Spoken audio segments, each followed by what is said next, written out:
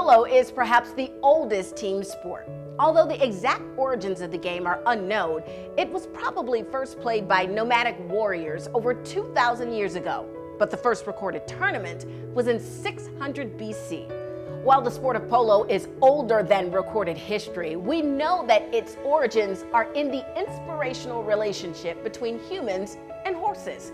This special bond and the unique blending of athletic talents between horses and riders have helped polo evolve into the sport of kings. Well, polo's exciting. It has a lot of cachet, but it has an element of danger to it. It's the oldest organized team sport still in existence. So it has a tremendous history and it's evolved a lot over the years.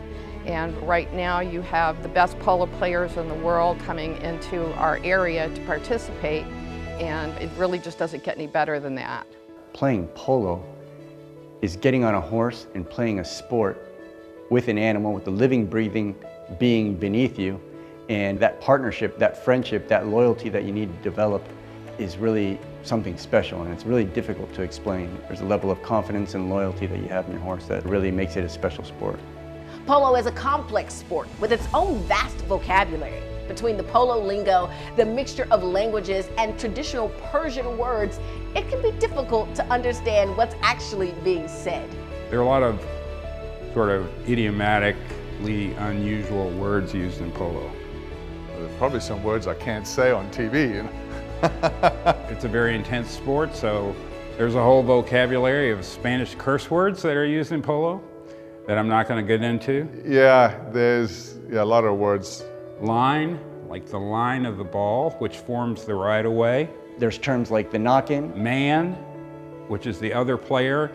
You're supposed to defend the man before you think about the ball. A throw-in or a ball-in is pretty much like what we see as a face-off in hockey or a jump ball in basketball. Chukker is an unusual word. It refers to a period in a polo game. It's a very volatile game. You know, you play with a lot of emotion, and so a lot of times words come out that normally wouldn't, so that's why I can't say them, but you know, it's pretty fun.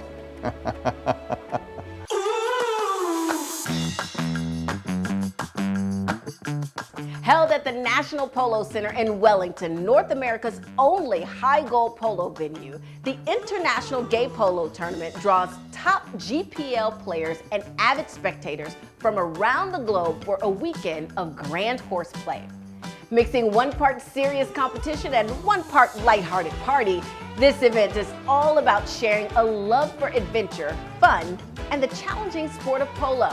Created to generate awareness and to move the needle forward for the LGBTQ+ athletes, this event works to ensure athletes not only have the same opportunities, but also a safe place to learn, grow, and excel in their sport.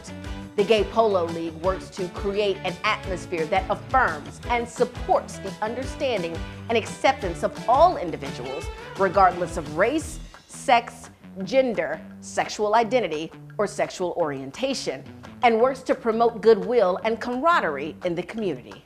The tailgating scene is just as competitive as the polo action, with spectators creating elaborate themed parties, and the party only stops when the last bottle of champagne has been popped. Oh, the tailgating's a hoot. Yeah, no, they have so much energy and it's always a fun time. So you talk about, you know, color and style, you'll see it out at the gay polo tournaments. Oh my God, it's fabulous! What happens at polo stays at polo. The Museum of Polo and Hall of Fame is dedicated to fostering an appreciation of the sport of polo, its history, development, and traditions by acquiring, preserving, exhibiting, and interpreting collections, as well as honoring those who have made outstanding contributions to the sport. The Museum of Polo is the only museum in the world dedicated to preserving the history and tradition of the sport of polo. So it's quite a genuine jewel and resource for not just the polo community, but for the world over.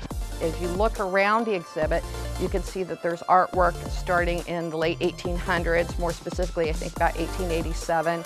And we have all the eras of polo represented through art, recognizing the relationship of partners in polo, the man and the horse, honoring that unique relationship. And as you look around the room, going through the exhibit, you can see the change in style even as artwork evolves. So we represent different eras of the sport, and you can see through the artwork how it transitions into a more traditional type of posing and artwork and styles and gets more contemporary as you move around the room. You know, people forget that what they're doing today becomes tomorrow's history, and without preserving that, I don't think you have any continuity. You have to have that, I think, for an appreciation of what's going on around you.